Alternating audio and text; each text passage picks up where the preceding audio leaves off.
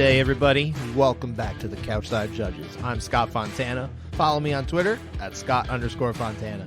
And I'm Dan Urban. Follow me at the Dan Urban. Follow the podcast at Couchside Judges. Make sure you subscribe to us on YouTube, Spotify, Apple, everywhere. Like us, give us all the reviews, everything. Yeah, I think you covered it. I got nothing to add. And as always, talk judging MMA, so make sure you read that criteria. Oh, yeah, that's a good thing, too. That was a good thing to add. Yeah, we should add that. Yeah, maybe. You know, Dan, I've thought for a while, like, you know, I say, oh, yeah, follow me on Twitter at Scott_Fontana. I keep thinking, am I supposed to say, follow me on X? And I think, I don't care to. X, I mean, It doesn't, it's a stupid name. Sorry. It's Twitter. I have no apologies for it, actually. I take back that sorry. The platform formerly known as Twitter. Yeah. But still Twitter. Yeah, I'm just going to call it Twitter because X is stupid. Yeah. The only X I know is going to give it to you. That's right. Rest in peace, Earl Simmons. Possibly rest in peace to something else. We don't know yet what the future holds for Bellator MMA, the former Bellator Fighting Championships. We have no idea, but we do know that this is the end for Bellator on Showtime. The end for Bellator on Showtime. All right. That was made clear on the broadcast that was how they were framing everything. But Dan, we've talked about Bellator a lot on the show. I know we have kind of almost a running gag, although it's kind of based in reality, on you not enjoying Bellator or talking about Bellator. I have no qualms with Bellator. I've always enjoyed the product from time to time anyway, I should say. Some fights are better than others. Some cards are better than others. But especially in recent years, I've really enjoyed watching them kind of focus on these like up-and-comers and growing their own talent and really making some excellent fighters rise to the top. So I've had a real good time generally watching the product over the last few years. I would definitely miss it if it is, in fact, the end for Bellator. Will you miss it if that's the case? No. All right. Cool. Moving on. No. No. Just straight up no.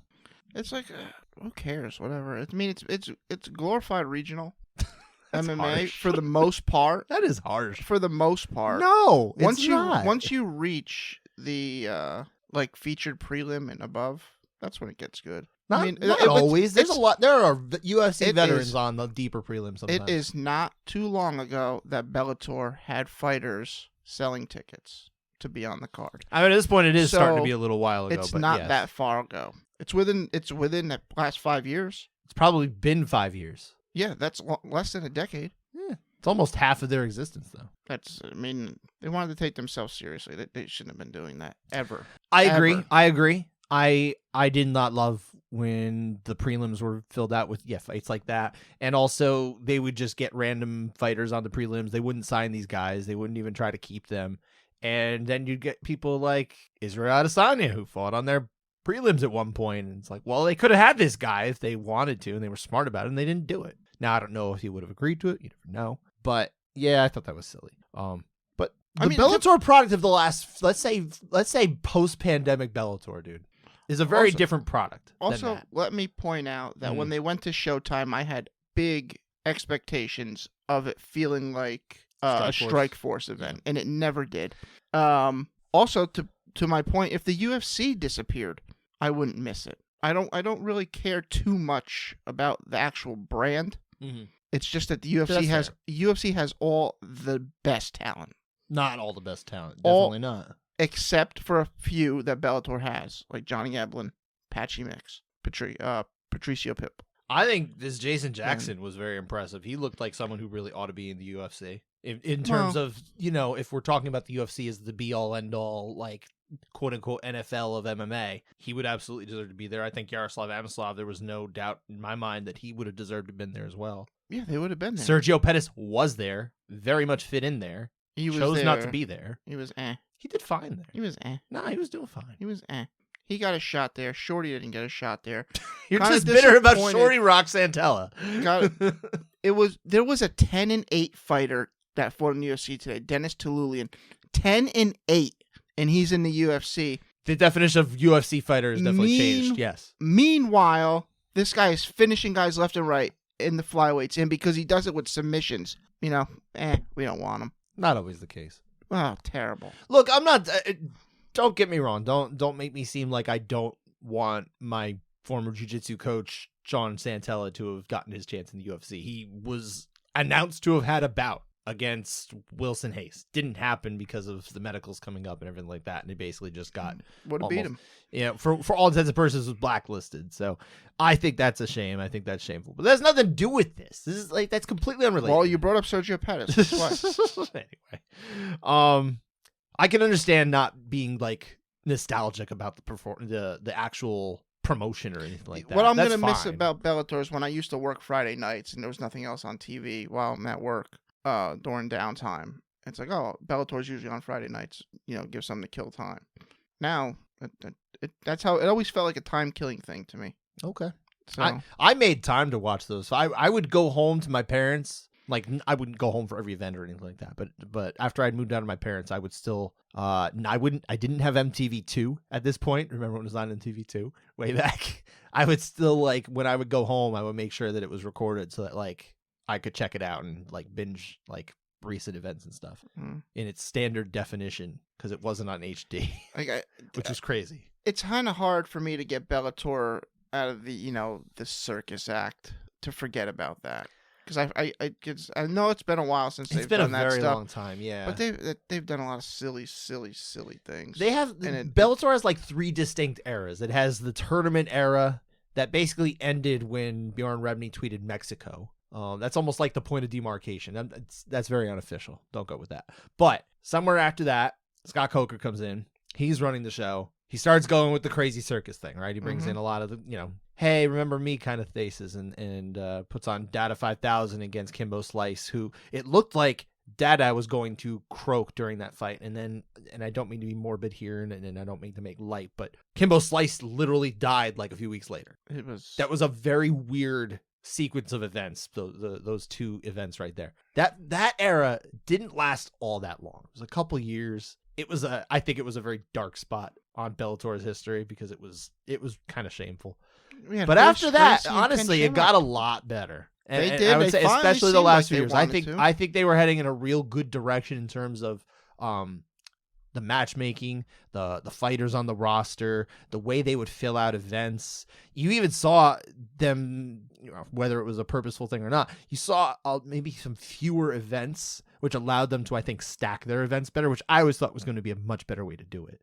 Like Strikeforce in its heyday, you want to bring up Strikeforce, did not have a whole lot of events each year, like mainline quote unquote Strikeforce events, and not like the Showtime Challenger Series and Strikeforce Challenger Series, that kind of thing. So I felt those special. were very yeah, exactly. And I think that near the end, again, this could have been related to broadcast reasons or reasons beyond their control, but a lot of their events were a lot more stacked. They were a lot more enjoyable. The pace of the prelims was intense. It was really good. Wasn't always that way, though. No. Bro, I know. We've established this over the last 10 minutes.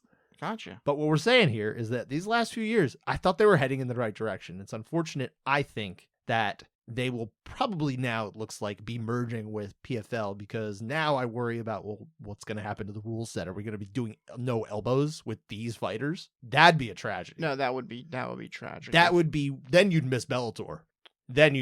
No, then I'm just going to be like, April can't come soon enough, Let's get this right. Antitrust thing ball rolling, and now co-promotion is you can't ban it. Well, it doesn't need to. It's not that they ban co-promoters to change the way the fighters can, be on free agents and do all this kind of thing. So it would definitely change the market. I don't know if it's going to change it in the ways you think it's going to. Oh, it's going to change it. It's going to change, but we'll see how that goes. That's a whole nother story, though. Let's save that for a different day. Let's talk about. I brought up Jason Jackson before. Of course, got the win in the Bellator 301 main event, the final fight in Bellator history on Showtime. Were you impressed with his performance? Personally, I was. I was floored. I thought he looked fantastic. I wasn't floored. I was more, it reminded me of Strickland and Adesanya. I'll be the first one, man. I'm not really sure Amasov how he fights typically. Mm-hmm. But to me, it seemed like he was on the back foot the whole time.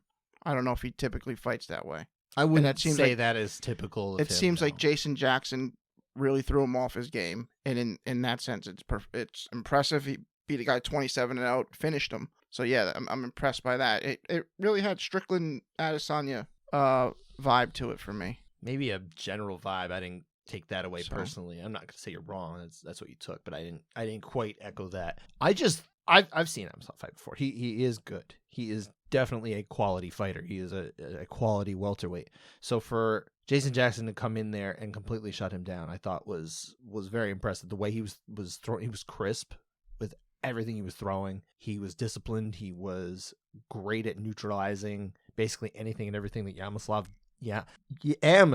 did. Yaroslav Amosov is a name that has continued to stymie me. I feel like I'm still pronouncing names better than Dominic Cruz, but that's a whole nother story. And Heliger? Anyway. Short story long. Yeah, I was definitely impressed with Jason Jackson. Whatever is next for him, he's got my attention. He looks terrific. Well, they should do unification bouts if PFL actually swoops them up. If they do, I would be interested to see how they handle a lot of the things. One thing I hope they do is finish off the lightweight Grand Prix, because we kind of really ought to have some resolution there. Well, yeah. Oh, I mean, on the last event, they had semifinals fight. I know. Well, they were supposed to have 2 semifinals, but of course, there was that whole thing with the field. Oh wait, no, they weren't. Were they supposed to have it or not? I can't remember if that was from the last one. No, he already won. Usman Nurmagomedov had won. He beat Brent Primus. That was it last month or the month?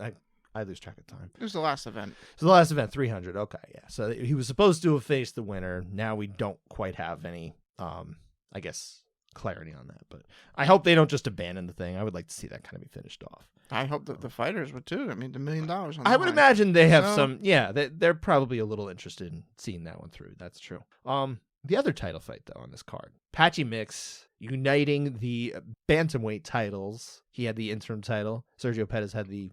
You can't call it the undisputed title, like the regular title. I never know what to call that other title when there's an interim title. Because it's not the undisputed title. It's like the disputed title. It's the champ before I got hurt title. Yeah, something like that. That's usually how it plays out, right? I was very impressed personally with Patchy Mix in this one because we've seen him do this before. And yes, it's not that Sergio Pettis is known particularly for his ground game, but he's usually decent at keeping the fight upright. But just the methodical way that he dismantled Sergio Pettis on the ground. I thought he fought with like absolutely the right pace of not getting overly aggressive and losing position, but also working toward getting that finish, mixing in damaging strikes while he was at it, securing the positions, and then, yes, finishing it. I just thought it was a total complete performance, and the type that, like, if you're a ground fighter, you want to ape that because that's going to win you rounds and fights and stop fight, especially if you're as good as Patchy Mix. But the question I would have for you, if you would put him in your top 5 at bantamweight, where is he in your top 5, Patchy Mix? I think you can put him neck and neck with Aljo at the number 1 spot. Like number 1 contender? Yeah. Like right behind O'Malley, right there. I mean, they may be 1A, 1B. Sure. With Aljo. Where's Mirab? Mirab's kind of like a 2, for sure. He's got to get that win. The Peter Yan win, good win. Real good win. Peter Yan is on a steady decline. He has definitely. So it's pretty steady and steep. Yeah. So I think he's fantastic, and he should be fighting the best guys in the world. He seems like the type of guy that you would like in general too, I do. Because he's got the great ground game that again is not just grindy. It's absolutely based on committing violent acts. He's got some great strikes too. That he does. That Rafael Stotts. knee. Yeah, the knee came out of. I think it surprised when I had interviewed Sergio Pettis before this. And I asked him about that. I said, like, were you surprised when you saw that? Like, I'm sure you didn't think he couldn't strike, but like, were you surprised when you saw this? Like, I think we all were. I think even he was. It's like he might have been. But yeah, I think that sounds fair. I don't know if I would necessarily put him ahead of Mirab, but like, he's definitely in the mix of like Mirab, Aljo, and there. So like, he's somewhere 2 to 4. I think is fair. He should be fighting the best in the world, and somebody should say, hey, listen. He's going to fight the best in the world wherever that is. And that's what we're doing. Sure. We're not waiting to see what happens with Bellator. He can go fight wherever he wants. I don't know if he has that kind of say. No, but I'm saying someone should come in and say that for him. Oh, Yeah. I understand. Like someone above everything. Someone above everything. Yeah, who's, like a legislator. Like God? Like a legislator. Oh, okay. Like, listen, this is the guy, and you can't appeal it either. It's over with. We're not holding this up in court. He can fight wherever he wants. And then they should do it for every single fighter. It'd be interesting to see how Dan Herbert would shape the world. Be a fantastic world.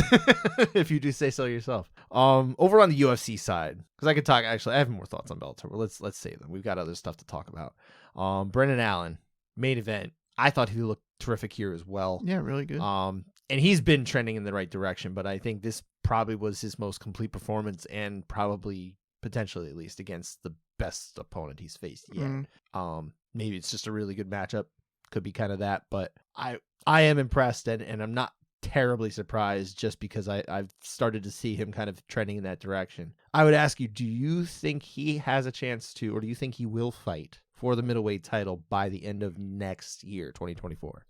It's possible, since middleweight is still kind of a little wacky, right? Pretty wacky. Yeah. I could totally see them. And they've already got one fight going in January, so in theory that belt could be put on the line 3 times. It's very possible. Yeah, I mean, three should be the absolute minimum for a belt. Well, I know you think that, but this sets it up for it to actually be a reality. Can happen. Yeah. Yeah. We'll see. I want to say I thought Bo Nickel and him were trying to set up something between, but maybe not. I'm not sure. That would actually be an interesting fight next. I mean, I don't know.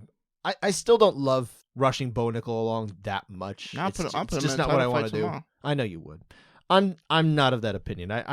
I'm good with getting him into the top 15 now. Give him a try against someone who's the actual top 15. You go Hamzat versus Brendan Allen. That would be a murder. I think maybe it might be, but it might be a very violent fight for as long as it lasts. Yeah, I think that's possibly true. I think Brendan Allen could actually surprise us. He is a gamer, and if it goes deeper, I like him. And we've seen Hamzat, if he doesn't get it done in those first round-ish, he's a different fighter. He may not be like done. It's not like 7 minutes and you're out with like Anthony Rumble Johnson. It's more like all right, just weather that storm. Now he's like a regular guy again. It's like someone going. Think of like you get into like turbo mode, or like think of a wrestling game. Someone gets their finisher. Right. What are you trying to do for them during the time where they've got their finisher? You run away and you wait it out, right? Yeah. And then the meter runs out and then they come back to normal. That's Hamzat Chimaev. You know what? Some games have been bugging me. Like the final boss, the more you damage them, the stronger they get. Which game are we talking about? Harry Potter. Oh, I don't play that. It's a fantastic. I'm actually shocked you don't, because it's a very good game. Not a Harry Potter guy. I'm like Tom Aspinall. I think everybody who likes Harry Potter as an adult is just a little child. They need to grow up. I mean, it's an I don't actually think that. It's an adult themed game. Yeah. No, I like Tom. Does that mean I like Is Tom. it like pornography in it? Is that what you mean? I liked Tom up until about 20 seconds ago. I didn't know about this guy. All right. Yeah, Tom. I happen to have checked out for the first time Nina Drama, her content, and she did it because we were waiting forever to talk to Tom Aspinall at the media day. And it's possibly because she talked to him for 24 minutes about a bunch of nonsense. Okay. And so I watched this interview and found out a couple things that Tom Aspinall does not like. He thinks adults who watch anime shouldn't be doing that anymore. I don't know if I've ever watched anime, but he thinks adults shouldn't be all into the Disney World culture anymore, like grow up. Same thing with Harry Potter. Well, you're wild. He's really not into all that stuff. He said he does like Game of Thrones though. He is very much a fuddy-duddy. So, I think Tom, he just sees things as child pursuits. all right, Tom. I don't like you anymore. You were on my team. You are no longer on my team. He took himself off the team. Wow. All right. Yeah. Oh, and he also says aliens are not real. So what I liked about both that statement and the Harry Potter one is that he now has ruffled feathers with George St. Pierre, who very much believes in aliens and is apparently his like fighting idol. And he has also ruffled feathers with Alexander Volkanovski, who is one of the greatest fighters active of all time and could go down as one of them, period, right? Who is very much a Harry Potter fan. This guy, it's like, I can't talk. We're going to go down the wrong road here? Yeah, we're going to go down the wrong road. All right, why don't we steer it back then? Opening on Team Urban in the heavyweight division at the moment, so. I think you're going to have to do another draft, I guess. Let's actually steer it back, though. Let's get back to, we could get into relevant topics of adventures in officiating here. Yeah. Which we don't always have, but we sure did this weekend over in UFC. Trey Ogden, early in the prelims. Deep prelims, by the way. There were 14 fights on this card. This was a marathon. Yes, it was.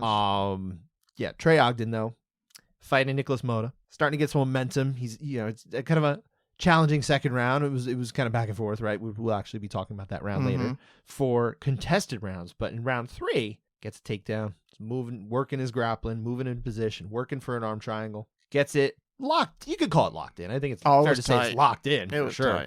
On Moda. Moda's sitting there. He's trying to defend. He's posting with his arm a little bit, trying to push it off. He's got the other arm is completely flailing, right? Can't do much.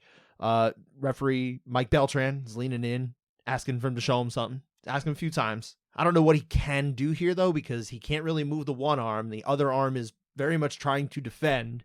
And realistically, how much can he really open his mouth to even communicate? I don't know. But at this point, Mike Beltran does, after this third communication, start trying to pull the arm off. You can tell it's very hard to get that arm off. It's very resistant. I mean, I'm not there feeling it in that moment, but it sure looked that way. And immediately, Nicholas Moda is not happy about this. Very, very much protests off the bat. Not one of those, didn't look to me like one of those, oh, he just woke up kind of things. This looked like he wasn't done. Oh, he was not done. And he was not happy, and understandably so. So we, of course, have the sequence of events where we go to break. We're thinking this is a rough stoppage, bad stoppage, early stoppage, and cut to the announcement of the results, and surprise, it's a no contest. Usually when we've seen this happen, because this has happened a few times where they've taken a result that, hey, could have been a loss, overturn it to a no contest, which I still believe is very much the making the best of a bad situation. I think that much is handled right, because there's not much more in the rules you can do. But it wasn't communicated to anyone in the UFC broadcast production team like it usually generally is, and is usually generally helpful when you have a entertainment product out there to try and make it clear for people so they're not just scrambling on live television to figure out what's going on, especially when we have precedent for that. So obviously I think there's a lot to unpack here. We can't talk about it forever because we've got other stuff we want to talk about, but I mean, what's your takeaway from this whole thing? Not a good stoppage. There has to be a different way to Brendan Fitzgerald, as much as, he annoys me. He does annoy you. He did make a good point. He said, what does he expect? Does he expect a thumbs up there? Because that's anti-defense. If he gives a thumbs up, maybe, it actually sinks in the choke. Is he able to do too much with that arm that's already extended out? Who knows? And the arm that's already extended out, I mean, he's probably not watching it very closely either. He's looking at everything else, trying to check the eyes and everything. I mean, I guess you're in a tough spot. As a ref, you want to make sure you don't do any further damage to, their safety comes first. But also, and that is appreciated. I mean, just not a good stoppage. What I would have liked to have seen, and I mean, look, this is just my suggestion.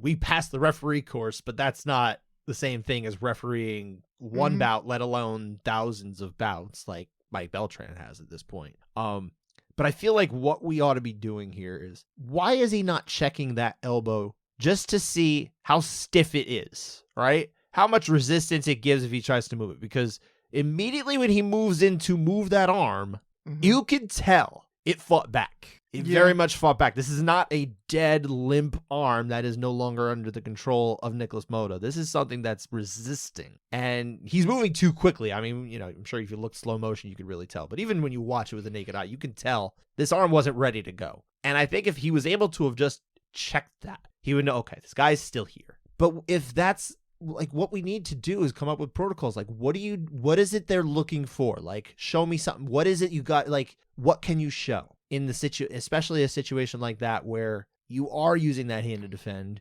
your other arm? It's not like it's going to tap or anything. And I don't know how much he's able to communicate there, like with his mouth and that kind of thing, who knows? One thing I suggested to you, I mean, I'm like a little joking about this, but like, what if he starts like singing? Just like singing along with something goofy, so that way he knows he's still conscious, Like, I've got a lovely bunch of coconuts, dee-da-dee-dee, something like that. Tickle his feet. That'd be a little weird. What are we doing here, you want a reaction, bro? What are we doing? But that's also going to mess up his defense, sir. Mike Beltran might have got kicked in the face. If he tickled his feet. Yeah, I'm here. Bang. I would say if anyone can take a kick to the face, it sure looks like Mike Beltran could. So but no, maybe that would work. My legit thing is, okay, he's got this free hand he can't do anything with. Yeah. Instead of grabbing hands and shaking them, squeeze my finger. Show me you're there. Like a pull my finger kind of thing. Like, just try squeeze my finger. Here. let me know you're here. I think there's better. I think that should probably be something in the technique you do to determine a fighter's consciousness with medical professionals and come up with a uniform thing. They definitely need a uniform thing. I don't know what that is, but we're seeing too much of this at this point. It's much more frequent than it really ought to be. And it's coming from officials who I don't think are bad officials. I don't. No, they're not. I don't think Mike Beltran is a bad official at all. This is the second time we've seen a very early stoppage from in recent memory. There was also the Juliana Velazquez and Liz Carmouche fight that was stopped way too early too. They had to do the rematch just to make right. But so this is the second time we're starting to see something a little bit more with Mike Beltran. But having said that, I still think he's a good official. But I would like to see if the officiating community can come up with a better protocol for these kind of things, because it's not going away. It's obviously not going away. I think it has to be recognized as an issue that needs a solution. So I hope they can come up with one. Maybe something like blink your eyes. Bark twice if you're in Milwaukee. Well, because maybe you can't talk in that situation. Yeah, that's what I'm saying. It might be really hard. Maybe you can blink. Be like, blink your eyes. That would be something, sure. And that can be communicated to them, like in the rules meeting, that kind of thing. Mm-hmm. Make sure that the fighters know, like, listen, it can be this. It can be this. It can be this. It can be, if you can't move your hands or do anything like that, you can't talk. You can absolutely close and open your eyes and demonstrate, like, not just like a blink, but like maybe like a slow close, slow open, like a cringy one, you know? Yeah. That would be because I have to demonstrate. No one's seeing me, so I have to at least explain it a little bit. Yeah, something needs to be done. That's not a bad idea. I'm sure there are bright people who know the way bodies react as they're near but not out of consciousness, who can figure out ways to do this that are better than what we've been using. I would like to see that, because I hate to see Mike Beltran be put in this position. I definitely hate to see Trey Ogden be put in this position too, because he made a point. Yeah. In the post-fight comments, they said, like, listen, I was winning this fight. Now, he didn't know the scores, but he actually was winning this fight going into the third round. And he very much was winning that round.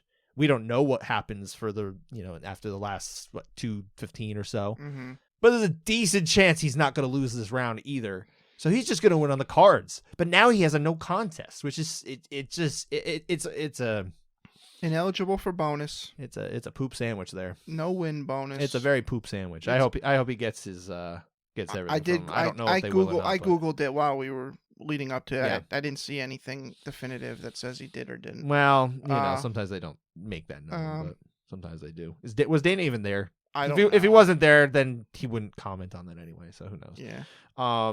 Maybe someone. Usually, you'd have Dana White Contender Series on Tuesday, and you get some answers off of the weekend from that. But we don't have that right now. So that's season anyway. I think we beat that horse to death. Let's get to those rounds, and before we do the unanimity report, of course, and this is a highlight of the weekend, by the way. We're coming off obviously a bad thing, but I think this is something it's a great thing to highlight. And I tweeted about it on social media, and it got a little pickup. I saw some likes and retweets. Kai Kamaka III, Bellator fighter, former UFC fighter, he liked the fact that this was the case. So even fighters are paying attention to it. There you go. At Bellator 301, this was a decision fest. But it was also just a deep card. We had a lot of rounds. 37 rounds were scored in Chicago at Bellator 301. 33 of them were unanimous, sir. And only one of them was an 8-9 split. So really only 3 times they were disagreeing. The percentage of unanimity here, 89.2. That is almost unheard of. Anyway, we almost never get to that number, let alone when we have 37 rounds. I mean, that might be the best Bellator round percentage of the year. That might be the best UFC or Bellator or PFL one. No, we've had a 95. Did we? Okay. Yeah, we had a 95. But how many was it out of 20 rounds? Probably it was probably 19 out of 20. I think it was 24 out of 26. Okay. Or 25. 24 it would out of only 25. Be one missing. It would have to be one missing. Anyway, that's neither here nor there. This is still an incredible feat. So all the officials who were working that one, I'm gonna do it from memory here. We had Sal D'Amato, Eric Colon, Brandon Mason, Scott Jones, Brian Pachillo, and the last one is escaping me, and I sincerely apologize. Brian Miner. That's all 6. I got them all. Pretty good, right? You did. You got them. That was from memory. I wanted to highlight all of them because they did a terrific job collectively, and it almost looked like it would have been better. It could have been 35 out of 37, but I was informed by an official that the unanimous 30-27 that was announced in the opening bout of the day Okay. It was announced 30-27s all around. Was actually incorrect. This was a split decision. Funny enough, one of the judges had two for rounds 1 and 2 different. They had it for the other fighter. So it actually was a split decision of 2 30-27s and a 29-28 going the other way. We're not going to talk about that fight. We're going to stick to just Bellator's one round that was on the main card. Honestly, Bellator has a few high 80s. They do. Yeah, this year. Sure. So. Good report there, sir. Thank you for tracking that. 21 out of 22 was the UFC, the 95%. 21-22. Okay, yeah. But I mean, we're talking about 16 extra rounds. Right, That's crazy. Especially on that stupid circle cage. Yeah, it's tougher to see. It is. That's what we understand of it anyway. But yeah, this is a feat that deserves some praise. Great job for there. Honestly, solid job over in Vegas too for UFC Vegas 82. 19 out of 25 unanimous, so 76%. Little above average. That's solid. 2 of the rounds were 9-8 splits too. So again, only 4 times were they disagreeing on the round winner. The rest is degree, and you know how degree is. We'll talk about that soon. Also, should highlight before we get to those rounds, Sal D'Amato. Sal D'Amato worked Bellator 301 in Chicago that night, finishing roughly around midnight on Eastern time. And that would be 11 local time over in Chicago. But we'll stick with Eastern time just for some uniformity there. And because that's where we are and it's the greatest time zone. Flies out, I assume. I'm going to assume he didn't drive or take a train or a walk, like a hitchhike or something like that. Flies out from there overnight or in the morning, gets to Vegas. And he is working this card that started at, was it 1 o'clock or 2 o'clock? 2 p.m. Eastern. 2 p.m. Eastern time. So about 14 hours in between. I mean, that's a rough turnaround. It's definitely one of those ones like I hate to see, but it is very much still allowed as long as it's not California involved. But nonetheless, all that considered, all that said, Sal D'Amato scored 19 rounds at each event, and he was 37 out of 38 in terms of being in the majority. Doesn't mean he was right every time, but that is an impressive number. 97.4% in the majority. The only round was at UFC, by the way. That is really impressive for a 2-day period. Very strong performance at events of this size. Yeah, that was definitely really impressive. So, well done by the judges on the round, honestly. Let's get to those contested rounds. We have 7 overall that we're going to talk about. Again, we're ignoring 3 of the ones from Bellator. We're just going to do the main card. And really was the main event here. Jason Jackson, Yaroslav Amosov. This ended, by the way, by a round 3 knockout. I don't think we actually mentioned exactly what happened. This was classified as a knockout to end the Bellator era on Showtime. KO to end it on Showtime. Let's talk about round 1, though. This was split. Yeah, a pretty close round. Jackson's in his face the whole time. But, his volume's really not that high, but he has him, backing up against the cage.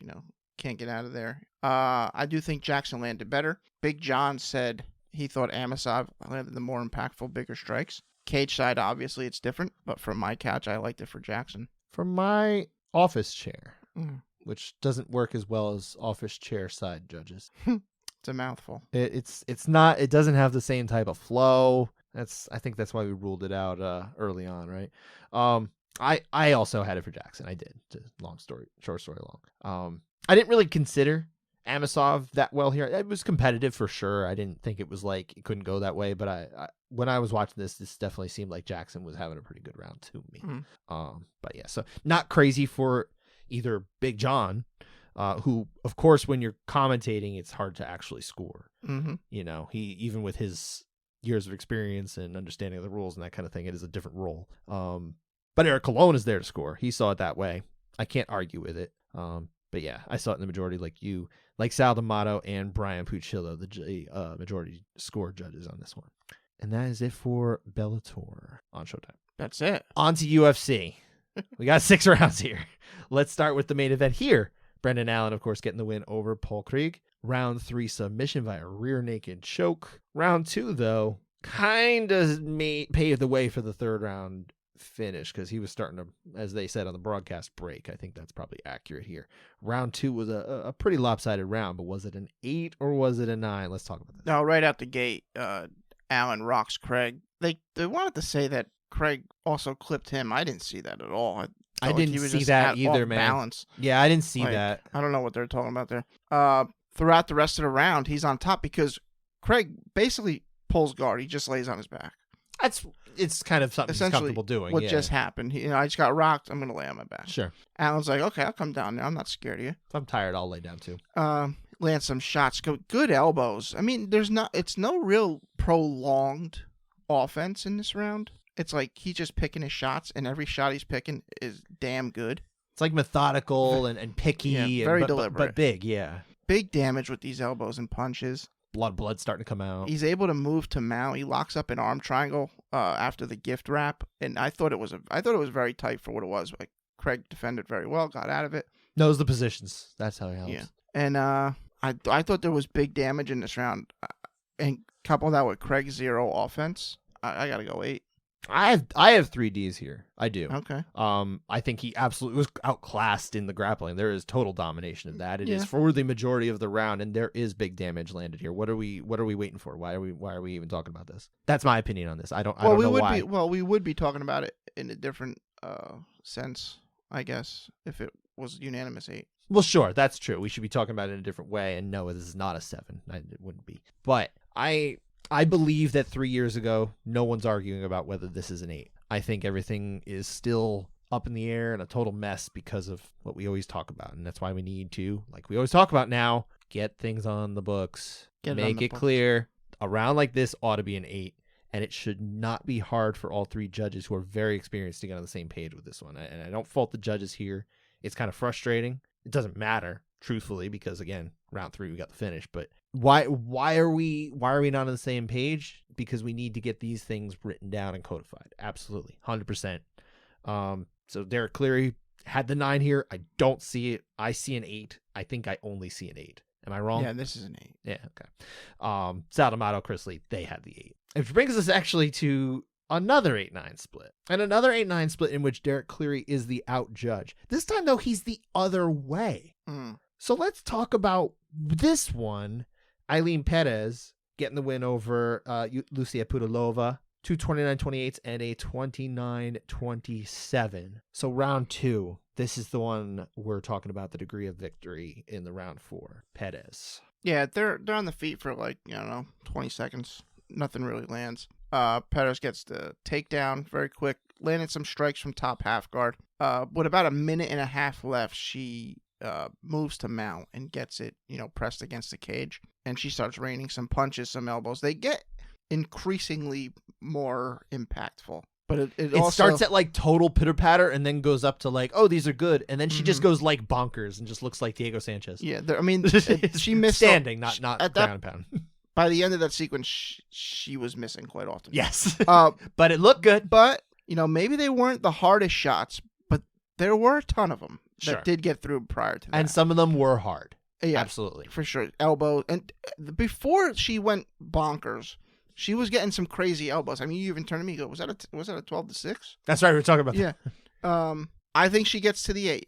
Pudilova didn't do anything this round except, hold on for dear life. I got to go 8 here. It's not as good as an 8 as the one we just talked about. So, but I think all that's accurate. What I would add to that too is that I feel like what you're looking for to maybe not go an 8 in rounds like this is she just holding on to positions? Is she just riding things out and stalling? It's all right, I've got one here. I can just ride out this because I'm in a good spot. That's a question I feel like you would be asking yourself if you're a judge. Is this, or you should be, if maybe the rules should have to be changed to make it clear enough. But if someone is just sitting there, right, and they're in a great spot on the grappling, but they're not really doing that much with it to try and get things to their natural end, then yeah, that probably deserves consideration for a 9 more than an 8. But we do have some urgency to do more than just sit there. Whether you think all of these are effective or not is irrelevant to the fact that she is landing some of them very effectively and is not just sitting there taking her sweet time and riding out to get to the next round. There is an effort to try and finish. It's not always the best effort, but it's an effort. And sometimes it is. Yeah, like you said, she went Diego on the ground. Yeah, she did. but hey, even Diego would land some of those. I do want to note that this entire almost whole round took place right in front of Sal D'Amato. Sure. So he's right there. He can basically feel the impact. So maybe, and he is giving the 9 here. Maybe they weren't that great. Sure. Who knows? Absolutely. 100%. I can understand that. This is not the same round as the last one we talked about. This is very much I get why we won't go 9 or why we don't have to go 8 here. This is more like the can consider because damage is not to a high degree. Mm-hmm. You definitely have the other 2. Do you have that third one? Maybe not. So that's okay. If Sal D'Amato didn't think it was an 8, scores a 9, fine. Chris Flores sees the same thing, fine. For Derek Cleary to see this one as an 8, fine. I agreed. Mm-hmm. But the crazy thing is that this is the 8 and the other one's the 9. Come on. I don't get it. I mean, I can see how it happens. Maybe he gives it and he kind of thinks, oh, maybe I went a little too far there later on in the show because this is very early in the night. Yeah. This is like hours earlier before the other one happens. Overcorrection. Maybe an overcorrection. I don't know. We don't know. Just trying to, sideline, couch side judge that, so to speak. But either way, we did end up on the same page as Derek Cleary here because we saw the 8s in both rounds, albeit to different degrees. What does that mean for Judge Cleary? Couch side override. Still getting an award. That's right. It's going down to Georgia. Probably. Maybe not. We'll see how the mail service does. That is it for our 8-9s. We do have 4 more rounds that are just split on the winners. Let's go to the co-main event. Michael Morales got the win over Jake Matthews. Unanimous nod, 2 29-28s and a 30-27. We're only talking about round 1 as the split. That does mean, though, of course, Morales is in the minority as the round winner here. Matthews gets 2 of 3. So let's talk about how he got here, round 1. Very close. I thought both guys had good success with their hands. I think Matthews landed some big shots. Morales landed a bit more often, I think. I think the reactions that he got from his leg kicks were the difference. Multiple times he dropped Matthews to a knee as he was coming in with a leg kick. I do think Morales won this one 10-9. I also have Morales. It's close, though. It's very competitive. I was very close to going Jake Matthews here. Especially when Matthews towards the end when he lands that big 1-2 or big 2-punch combo. Yeah. Like, well, that's a nice shot there. Yeah, and that's the type of thing where in a close round absolutely could sway it. Is that what happened for Judges Cleary and D'Amato to give it that way? Maybe not. We don't know. But it would have been perfectly fine, I think, to go either way. Yep. Chris Flores was the one who saw this one for Morales. You saw it for Morales. So did I, actually. Very, very close. Again, I was super, super close to going Matthews. I think this was the closest round of all of our split rounds for sure. But yeah, again, we ended up with Chris Flores. Very infrequent to the weekend Vegas assignments. Does a lot of Dana White Contender Series, if I understand it right. Flores is on the Contender Series. I'm not always watching that. I think he did 7 or 8 of the 10 weeks. I need to pull up that data. I should track that data. I have it. I give it to you. All right. Give it to me now. I'll give it to you. We're going to pause the recording, and Dan is just going to give it to me. I had it up 10 seconds ago before I clicked it. I figured we're not going to talk about this anymore. I'll close this window. All right. Let's talk about it now. All right. And we're back. We just talked about it for a good hour or so, and now we're back to recording. But what does that mean for Judge Chris Flores? Couch side over. Got to ship that one out to Arizona, if I understand right. Also, I lied. We didn't take a break. That was just the magic of, I would say television, but it's really just podcasting. And there's no magic. Television magic. Yeah, television magic. That if you're listening to this on your television, it is. You can with the YouTube app. Yes, you can, and you should subscribe to the YouTube channel of the Couchside Judges MMA podcast. 3 more rounds to go. We're gonna go down to Miktebek Oralby. I think I said that right. You think I got it? You got it. I think I did good. Yeah, he got the win over Uros Medic. I think I've been good with these pronunciations actually today. There's no Polish names. The Polish names trip me up, and I apologize for that. But yes, this was a win for Oralby. Round 2 submission with a neck crank, they're calling it, right? Round 1 though was split. What's going on? That's you. Yes. Oh, we paused for another hour as Dan had shut down. We had to do another pause. I'm actually trying to find. There we go. Okay. So Medic, he got wrestle hugged, is the way I'll have to say it on here. Wrestle hugged for most of the round. But he had Oralby hurt with the strikes early. Big knees, big punches in the first minute and a half. And, nothing Oralby did matched the effectiveness of that offense. Sure, he grinded on him. Probably got him very tired. Was transitioning from position to position. But he never really settled into any dominant position. He landed a couple strikes here and there. One, he really punched the canvas really hard on one of them. I think he opened up a cut in the canvas. They had to check the cut between rounds. But towards the end is when he finally decided, maybe I should throw a couple punches here, and he landed a few decent ones there. I can understand why someone would say Oralbai won this. I just don't think he did. I think Medic was more effective in that beginning of the round than Oralbai was when we're talking about effectiveness towards finishing a fight. I think if you're grading on a curve, you would say that Medic built up a big lead in the beginning. It wouldn't normally be looked at that way because it didn't look that big.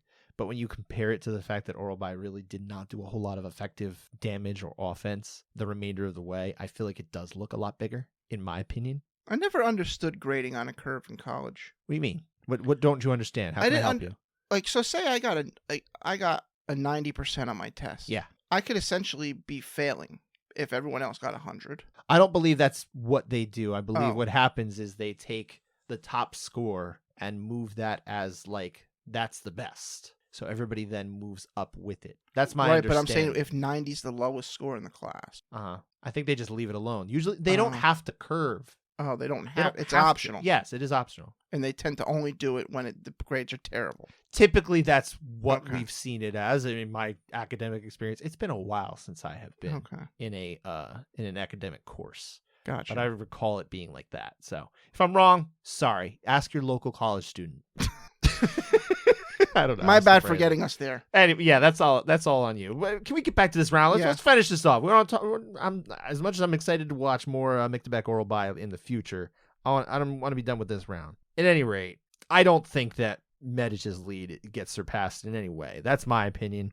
Maybe I'm wrong here. I guess I can understand that they're seeing things a little differently from their seats, right? Because Oralbai is the majority score here. Judges Cleary and Jacob Montalvo both saw it for Oralbai. I respect for these officials. I didn't see it that way. I don't think they're wrong. I feel good about my convictions here that it is a Medic round. I think you do too. I like Medic here. Do you feel as strongly as I do, or maybe less so? No, not as strong. Okay. I mean, if someone tells me, if the criteria points out this is what effective grappling is, well, he did it. He was fantastic at it. I don't know if he got to this position. That's my opinion. I think he does need to get to more dominant position. That's what I'd like to see him do a little bit more. He's like almost there in almost every position. He's not there. That's he has Medic completely, just trying to not be put in defensive is a word. But he's just not, he's not capitalizing, I should say. I guess that's the best way I could put it. Okay. But anyway, we still ended up on the same side as Medic, who was the outscorer here. He also doesn't win this fight because he loses in the next round. But hey, there's this judge here, Anthony Manus, who's the out judge here. Now, Anthony Manus is very frequently, unfortunately, in the minority when it comes to these round scores. We've talked about it before. He's got a very high dissent percentage. It's not the greatest number. But having said that, number one, that doesn't mean he's wrong. And number two, we actually sided with him here. So what does that mean for Judge Manus? Couch side over. And I believe that might be the first, possibly the second couch side override for Anthony Manus. I think this is the first one. So that's going to get an extra bow on it, shipped out to Tennessee.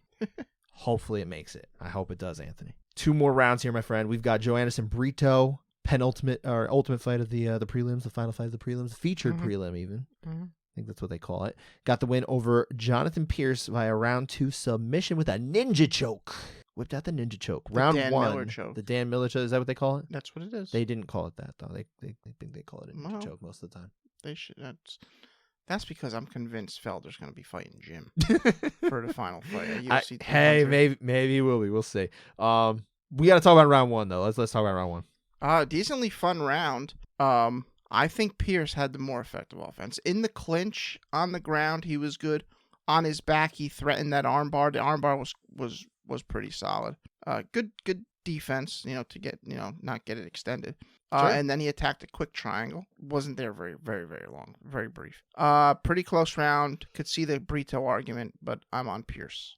I also am on Pierce. I guess I don't have a ton to add to what you said. I thought it was a good close round, good fun round. I think it felt like a long round in the sense that so much happened. You know what I mean? It felt like eventful. You know what I mean? I suppose. Not in a crazy way, but just like it was like, well, first we're doing this, and now we're doing this, and now we're doing this. It was like they were kind of all over the place doing things, and it was interesting. So I was engaged, you know. Okay.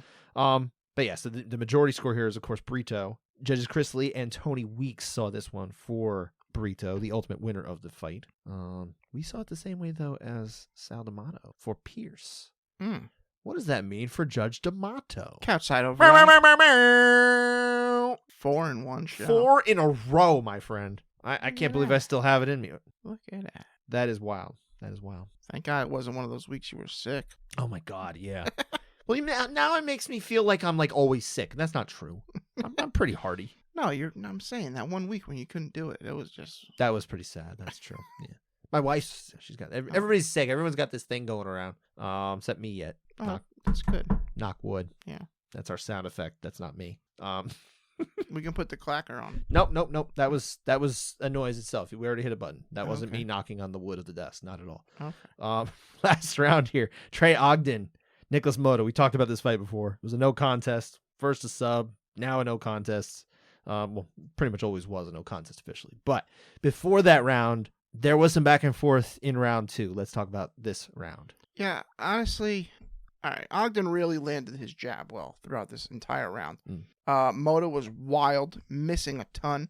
He did connect on a good one mid-round that seemed to hurt Ogden. Like it made him do a lunge, and then he walked across the cage, and he was fine after that. He got back to work, and I think he really solidified it the round with some late combos. I don't see how Mota should win this round at all. Really, I struggle to see it. I think it's an Ogden round, 10-9. This actually close but clear. This felt actually a little bit like Diego Sanchez but on the feet. Not the same way because he's not throwing like crazy volume and missing terribly, but I felt like a lot of like the biggest stuff that Mota is throwing is catching wind. More wind than chin, I guess. I don't think it's that bad to go the other way. I actually think it's not the most unreasonable round to go that way. I don't see. I watched it twice. You did watch it twice. I only watched it once. That's fair. I sort of watched it once, but I also passed out this afternoon. I was very tired. I'm still very tired. Very tired. And I'm going to be very tired for a few days. Well, join the club. I'm always tired. It's like, hey, Hulk, what's your secret to controlling the Hulk? It's like, well, I'm always angry. I'm like, well, what's the secret to surviving? I'm always tired. Why does what I have. What happened? Did he take too much? Did he get too angry one time and he was never able to transform back to a human? Wait a minute. Hang on.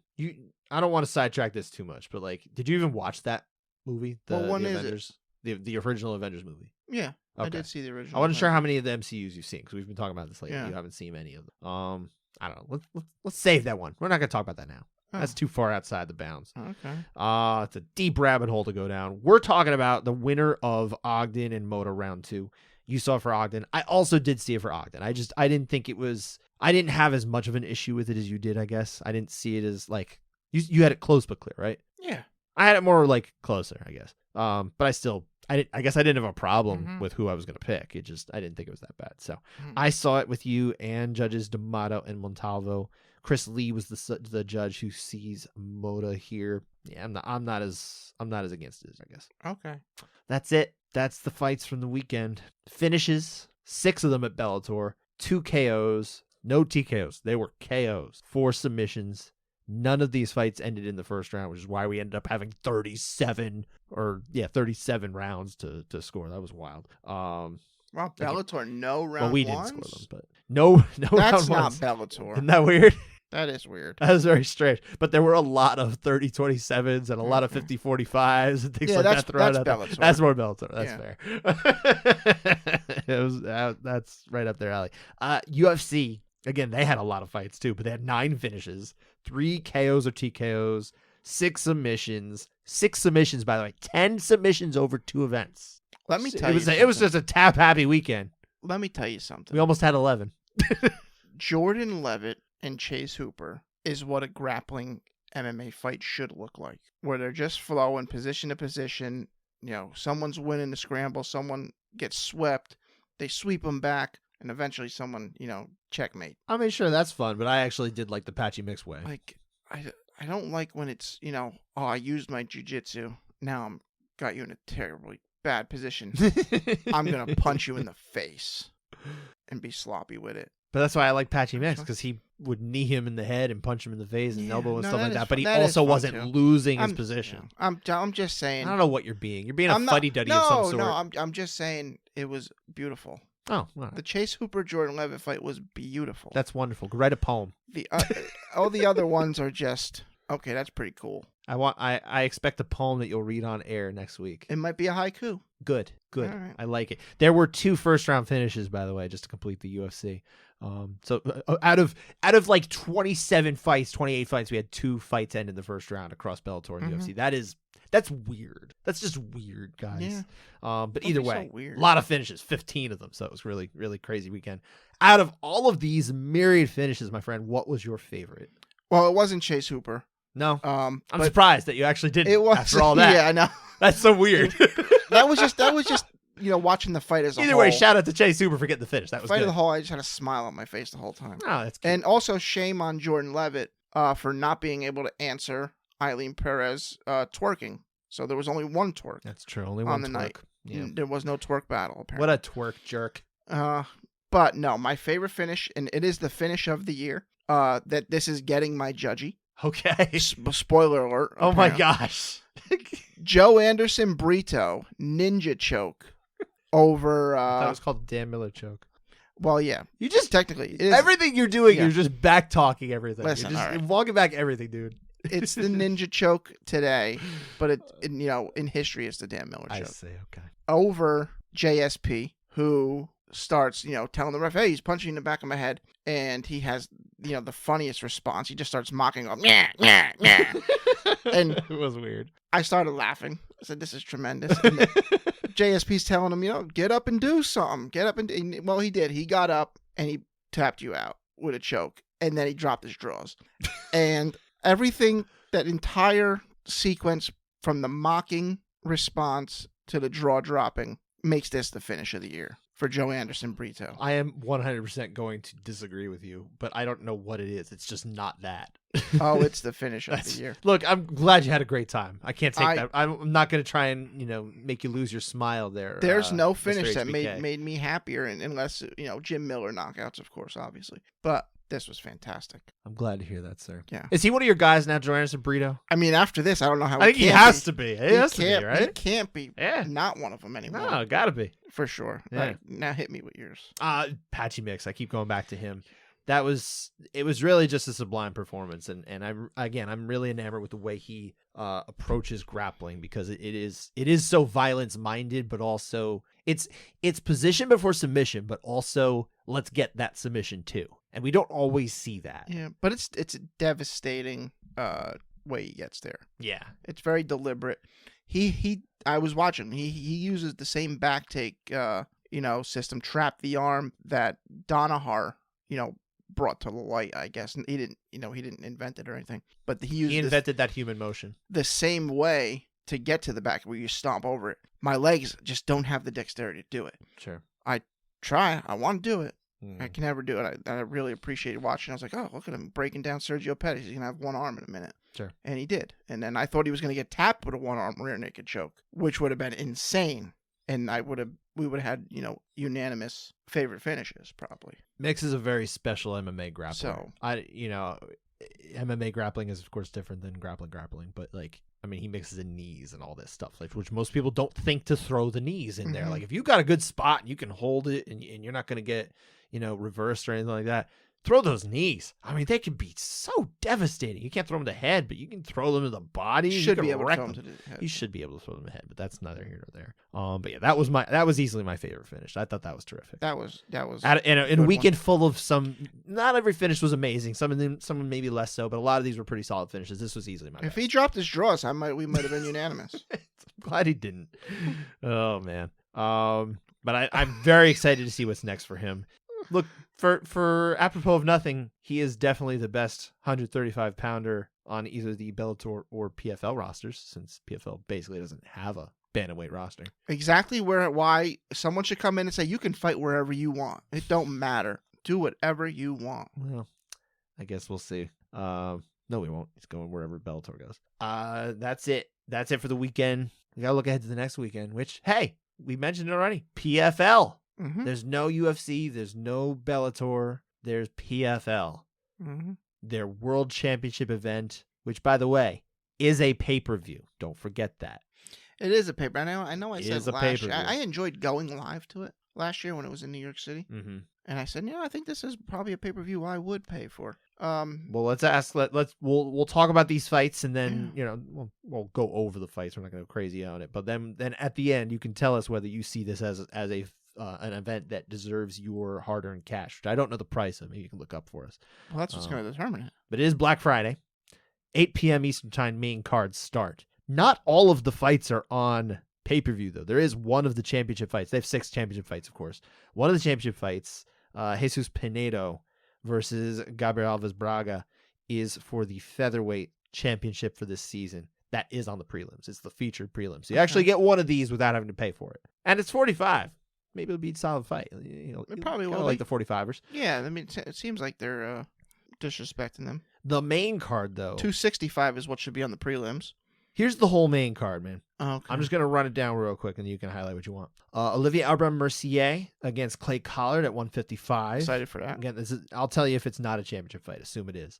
Renan Ferreira against Denis Goltsov. That is at heavyweight. Ended in 5 minutes. I'll be happy. That's right. You know the rules. I don't make them. Actually, I did. Larissa Pacheco against Marina Monatkina for the 145 women's title. Okay. You're acknowledging that's the thing. Got to be excited if Pacheco goes out there and just smashes, right? Pacheco's great. She's impressive. I mean, she's very impressive. Now, when I say okay, I just assume Pacheco's getting $1 million. Fair enough. So, Magomed Karamov. He's got double Magomeds in it. You got to assume he's the favorite. But he's going against Sada Boussi, who won last year at 170. Defending champ. Yep. Interest you? This fight? Yeah, I like Sada Boussi, actually. Even though he can be boring. He has been boring, but until this year, he's actually been very interesting. He's finally getting those finishes.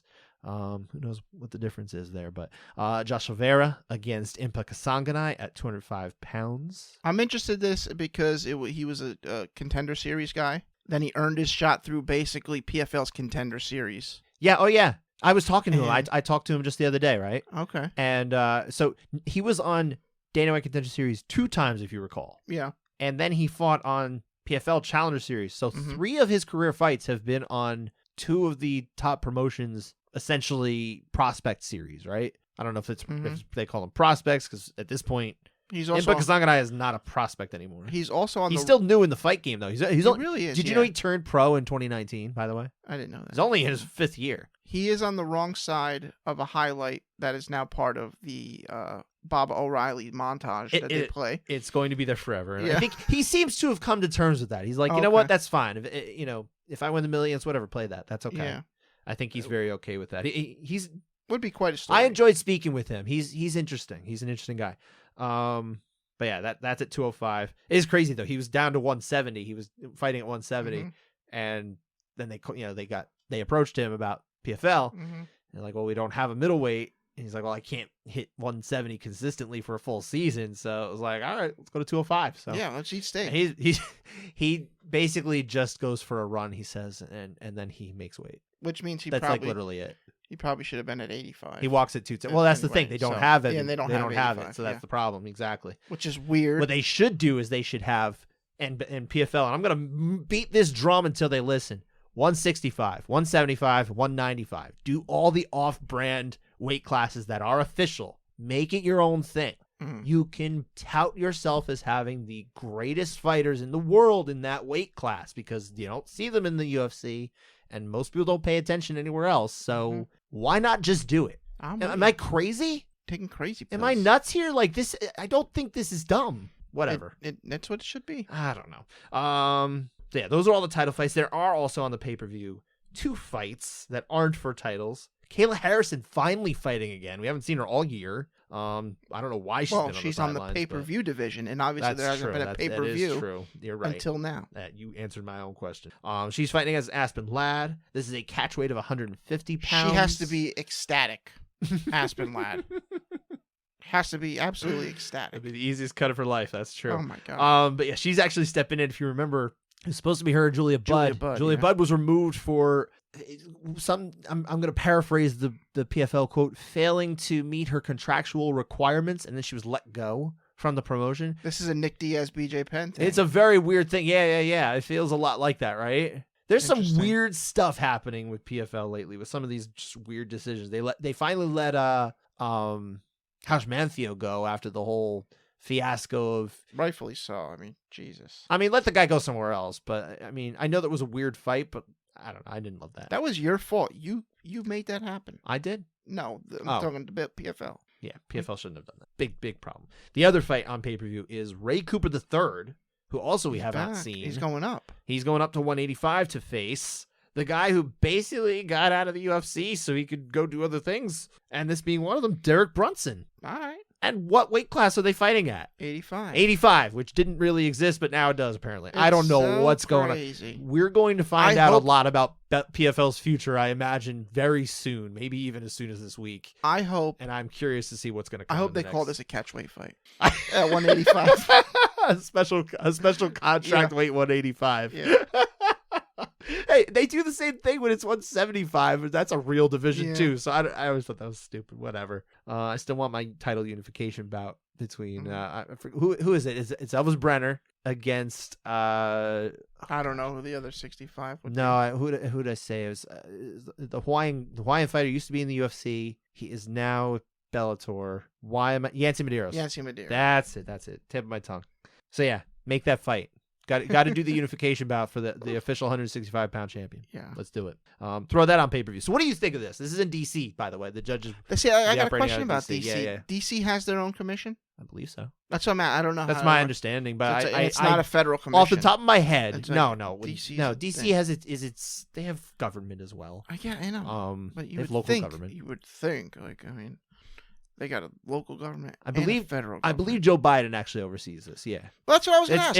It's like the only thing he's doing anymore. He is actually focused on who's going to get assigned to judge the fights at PFL World Championship. That's what I was asking. That's his main focus right now. DC has a mayor, I suppose. Yes, it's a city. But the president's not the mayor. Washington is the city. DC is the district of Columbia. Whatever. Anyway, I didn't know if Maryland or Virginia or whatever. Well, that's the whole point. They're not. That's the whole point of district of Columbia. Why are we getting on this? No, I understand. No, I understand that they're their own entity. But I didn't know if they were merged with a state or if they actually had a commission. I imagine they self-operate. I don't know the intricacies of the District of Columbia when they have fights, but I'm pretty sure. And it's not the first time they've ever had fights. They've had UFCs there and stuff too. So, I can only assume that they have their own athletic commission. Do they score unfinished rounds? I should know this. I admit that I should know this, but I don't off the top of my head. Who will they bring in a judge? I don't know. Hopefully they'll bring in top judges. Okay. We'll see about that.